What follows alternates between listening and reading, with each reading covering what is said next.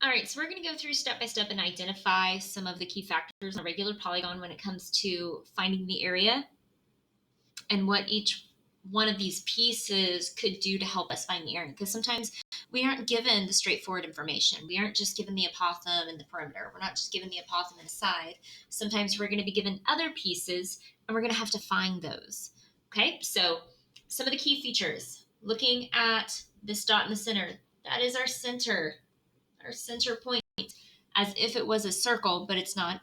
This one is a 1, 2, 3, 4, 5, 6. This one's a hexagon, but this is true for any polygon. It will have a center point.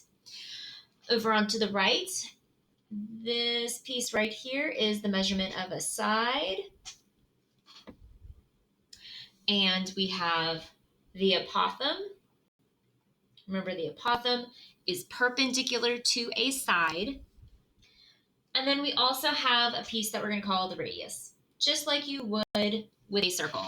If you look back, this radius, BP, if you were looking at the polygon as if it was inscribed, the radius goes to the edge of the circle to the center. So our radius goes to a corner or angle of your polygon. Has to go to an angle. Has to go to an angle. Okay, so just a reminder, our area is 1/2 times the apothem times the perimeter, A for apothem, capital P for perimeter. Now some of these pieces are going to help us. Sometimes we'll be given the radius and we won't be given the apothem, and we have to figure all this out. So one thing that we need to remember is the central angle. We've talked about the central angle before. The central angle, if I were to create a triangle by creating another radius, draw that again. If I were to create another radius, I'm going to label that as R as well. So this is a radius. Those two radii are congruent to each other. So now I have created an equilateral triangle. But that central angle is this full angle at the top. Central angle. And the central angle for a regular polygon, remember a regular polygon, congruent sides, congruent angles. For a central angle for a regular polygon, we take 360 degrees and divide by the number of sides. The number of sides. So this is the degree of the angle formed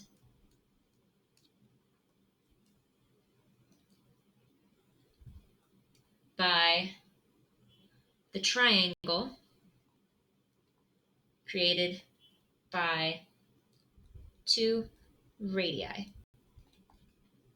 So it's the angle at the top of the triangle formed by two connecting radii. They connect at the central angle. Okay, so how is this going to help us? Well, let's see. Let's look at our next example. I have a question asking us to find the area of a regular polygon. All I am provided, the only information I have is a side length of 10 degrees, or 10 inches. That is all I have, a side length of 10 inches. I know that all those sides are congruent, so I can mark them as such.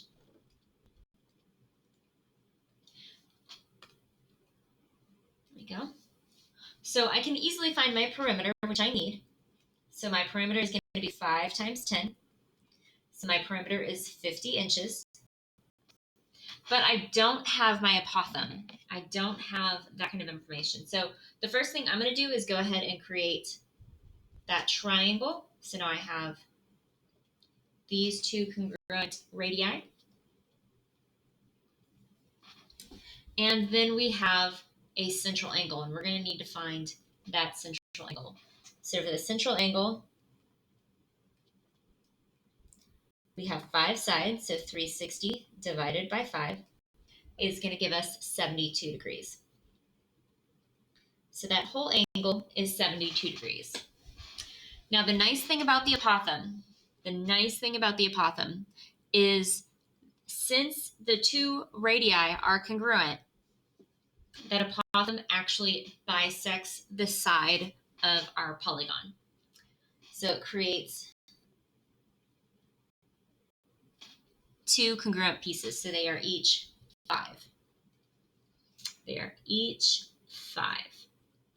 Now I'm going to take a small sample of my triangle out. I'm not going to take the whole thing. I'm just going to take half. So from the center point, so we have our radius, we have our apothem, and we have a side length of 5 down here at the bottom. Now, the apothem, as I was saying, is going to bisect. The apothem bisects the central angle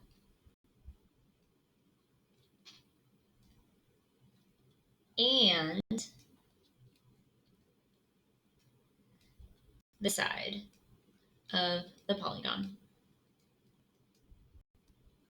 So if it bisects it, it cuts it in half. So our angle now becomes 72 divided by 2. 72 divided by 2 is 36. So my angle in here is 36 degrees. So now I have a triangle, a right triangle, with a side length of 5. I have one angle, which is 36 degrees.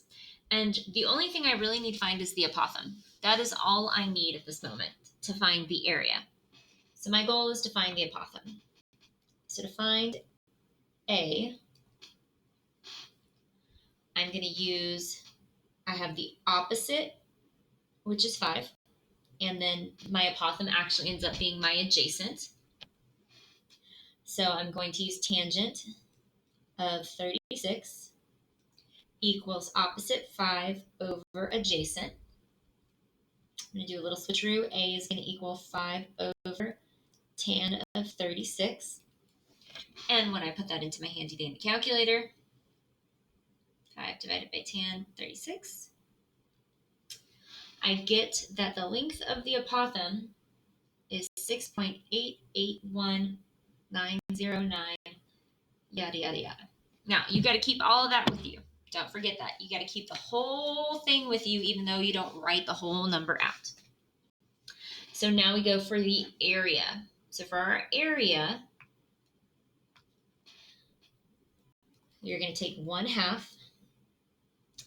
times this number. You're going to take the whole decimal.